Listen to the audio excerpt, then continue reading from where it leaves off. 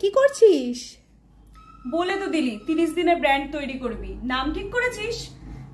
ওটাই তো ভাবছি, এতদিন ধরে ভেবেও ফেলেছি। দাঁড়া বলছি।